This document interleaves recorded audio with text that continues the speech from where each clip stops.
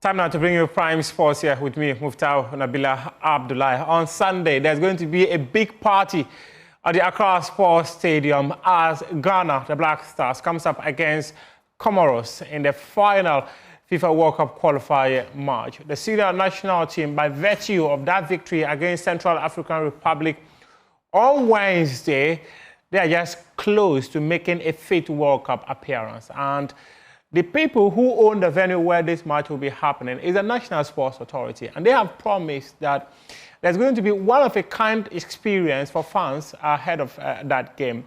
Oftentimes, many people go to the stadium and complain about the experience they have because of the nature of the facility. However, Director General of the National Sports Authority, Yao Ampofo Ankara, is promising something different. Beyond the fact that we need to pay for a lot of, let's be very honest.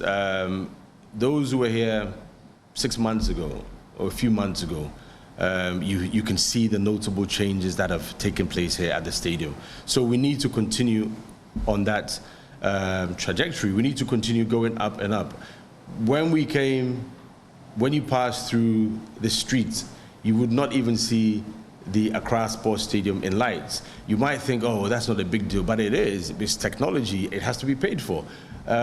Painting work, you might think it's not a big deal, but it is. Drainage work. There's a lot of work that goes on that you may not even see with your naked eyes.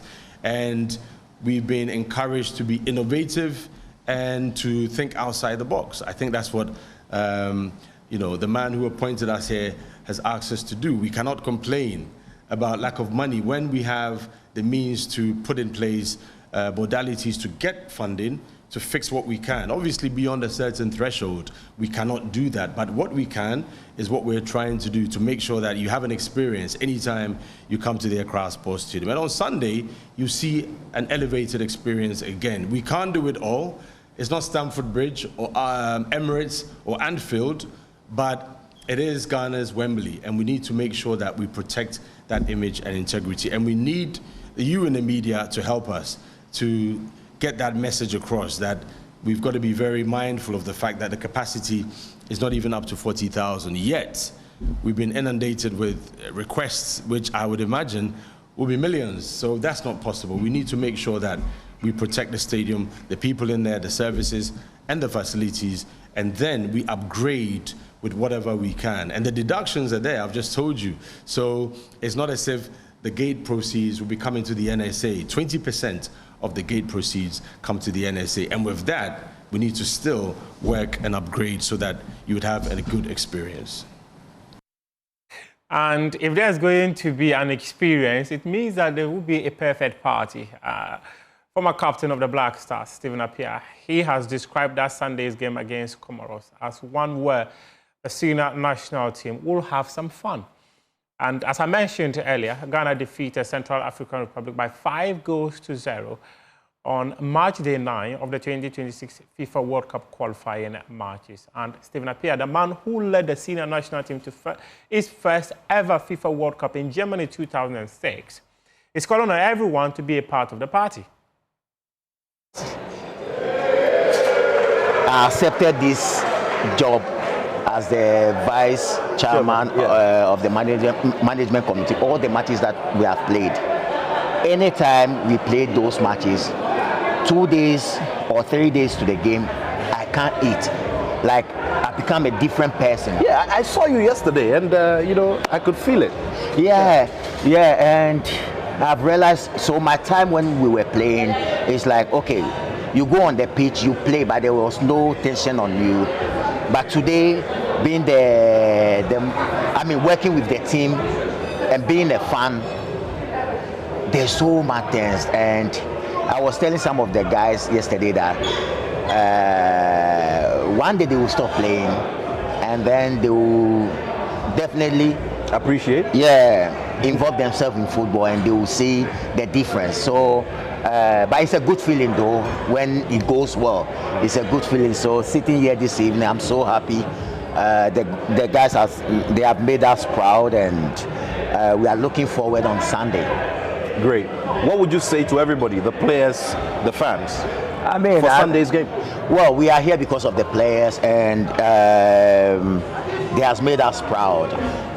Per what I saw at the training ground, the 2 trainings that I watched, I knew that they are going to win the game, but I wasn't expecting 5-0. So they have done well, and for sure, I know that on Sunday, in front of Ghanaians, we are going to celebrate together. That will be the beauty of qualifying for the World Cup. We'll play our last game at home, we'll beat Comoros, and everybody will be happy.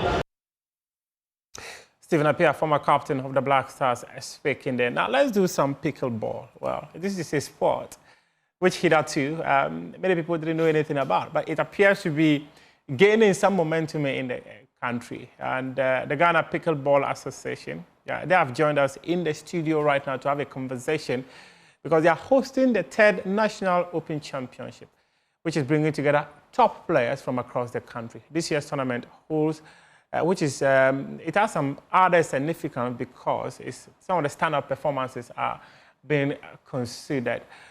Joining me in studio is Raymond Ziga, who is the president of the Ghana Pickleball Association. Raymond, thank you very much for your time. Thank you very much. Thank you for having me. How long has this association been in existence? About 3 years now. 3 years. You're young. I'm very young, but I haven't been the president all this while. I'm just an acting president for now because the president is out of the country. Oh, okay. But I also double up as the president of APC, Accra Pickleball Okay. Club. Yeah. You know, so in what we've been doing all this time, he just thought right to put me there to organize this tournament that was coming up. So in 3 years, what have been some of the milestones for pickleball? Well, you know, let me start with. 3 years ago, we hosted the West African Pickleball. I don't know if you guys remember, and it's been fantastic ever since. So since then, we've played 3 different tournaments. We've played a lot of inter-regions. And for instance, this one that we're playing now, we're playing this to get the representatives of the nation. So we are actually hosting the West African tournament again. Okay. In November. Okay. So I mean, that's next month. That's next month, and we can't go wrong. Okay. Is this championship to usher us into that? So talk to me about this championship. What makes this championship special? You know, for all this while, we do so many different things in Ghana. But for pickleball, it's such a unique game. Anybody can get into it. Anybody can play. I have some young kids that are playing fantastic. And, you know, in Ghana, we don't push people. We don't help them. You know, it's difficult to get into the system, difficult to get into the national system. But with pickleball, when you pick a paddle and you exhibit some kind of good skill, we have loads of coaches. They'll come in. I personally want to see people do well. Do you coach? Well, I don't coach. You know what I do? I pick out good players because I play tennis, I play badminton, I play squash. So when I see somebody playing pickleball, I can tell the person has the potential. So with that, I just approach the person and give them any necessary. Where is this event happening? On Legon campus, just next to the basketball court, you know, tomorrow. Do people have to sign up, or there are already some existing players? Unfortunately, we closed the registration yesterday. Okay. No, this afternoon. Okay. So, but, you know, it's an ongoing thing. It doesn't end. So people who are still interested can still get in touch? And we are really looking that everybody should just get involved. Come and have a look at it. Come and watch it and see how it feels like tomorrow. Okay. Mr. Ziga, thank you very much for your time. Thank you very much. I'm extremely grateful. I'm taking a quick break right now. When I come back, I'll have another conversation which has to do with junior basketball, and that is the Accra Basketball League. It's a conversation that's going to be quite exciting. Stay with me.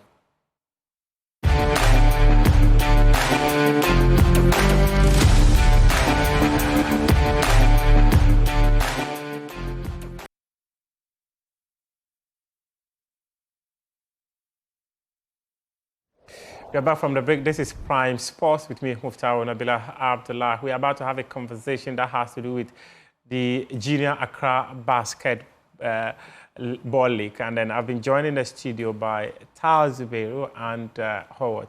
Ladies and gentlemen, thank you very much for your time. Thank you. Let me start with Tawa. There's always a ladies first, isn't it? So talk to me about the Junior Accra Basketball League. What is it all about? And what are some of the special things that you are currently doing? Okay, so the Junior Accra Basketball League is actually a developmental league for like grassroots basketball. So we actually deal with kids aged 16 and below. Yeah. So we are currently having our league ongoing at the Elwak Sports Stadium every Saturdays. Yeah. So we have teams coming from Tema, Accra here, and then around Dansoman. Okay. Yeah. So basically. That's why you've been after. Yeah. Howard, do you play some? Do you play some of the? Actually, I try. I try to do the dunking and everything, but my height can't. Your height can't. Yeah. So just admit that you are what I am. My dreams, I'm like Steph Curry and all that, but. So you have the DNA of Steph Curry, yes, but you shine like Muftau. No, let's just take it like that. So, but talk to me about the league. From where you sit, what are some of the potentials that you've seen in the basketball sector? So like she said, it's a grassroots developmental kind of thing. And then in Ghana, it looks like the focus is not much on basketball. But when you look at basketball very well, we have these young ones from the ages of 10 to 16. And they are doing amazingly very well. And then I think when that attention is being driven towards them, they'll really like perform well, and we'll have one game also outshining like Ghana, just as football. Yeah, so I think from my perspective, like basketball is really going on very well in Ghana, but we just lack that attention. Okay, Tawa, what's the ultimate goal that you seek to achieve with this? Okay. So what we actually, the goal we actually trying to achieve is we want Junior ABL to be like a hub for like talent. Yeah. Okay. So like a nationwide hub where talent is recruited. So we are trying to build up the national U16 basketball team. Okay. From Junior ABL. So that is what we are actually looking at. More of a talent production factory, isn't it? Exactly. Yeah. Okay. Okay. So and Howard, you were talking about support. In terms of support for the Junior Basketball League, what sort of support will make it a success? A lot, like in all aspects. So I think we don't really have the facilities, or we don't really have the best facilities for playing basketball in Ghana here. So I think if we are able to have a very good arena for basketball, that would be one. If we are to have like workshop from time to time. We should have one like the one in Rwanda? Oh yeah, exactly. Like workshop, and then like organizations coming in, like just like media also supporting, creating that awareness, and then I think that will be fine. We need money to improve like. What does it take for one to be able to join the Junior Basketball League Tower? Okay, so what you have to do is you can just join any of the teams in the league. Okay. Yeah, so you have to register with any of the teams in the league before you can join. How many teams do you have? So right now we have about...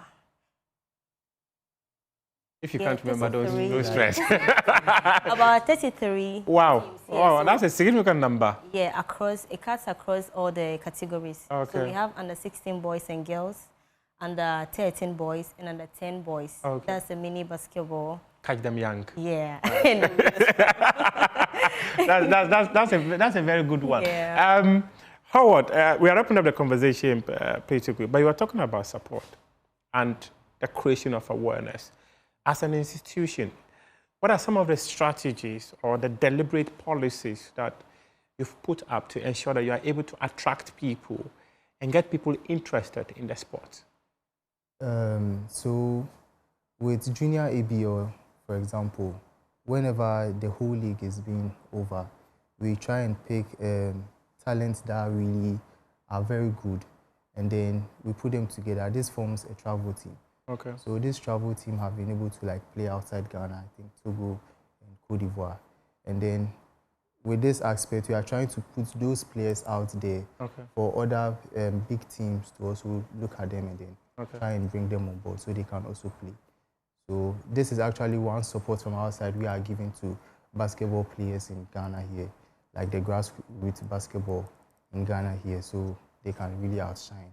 Okay. And I think when we have this more backing, we can really expand this kind of idea, and then it could go far. Any final message you want to share, Tawa? Yeah, so to top up what he said, we actually don't focus on just basketball. We actually focus also on their education. Okay. So we try and liaise with the top schools in Ghana here, the, top SHS schools in Ghana here, and like get them into those SHS. Okay. Yeah, so currently, is it a scholarship kind of? Yeah, scholarship kind of. Yeah, so currently we have about, I think, 8 of our athletes going to Fantepim and. Oh, wow. Yeah. Yeah. Maybe my children will have to come and join me so that you can give them scholarship. Thank you very much for joining us for the conversation. I'm extremely grateful. Howard, thank you. Thank you so much for your time. This has been a conversation on the Junior Accra Basketball League, and I was joined in the studio by Tawa Zubeiru and Howard for this conversation. We are extremely grateful that you made our time to join us.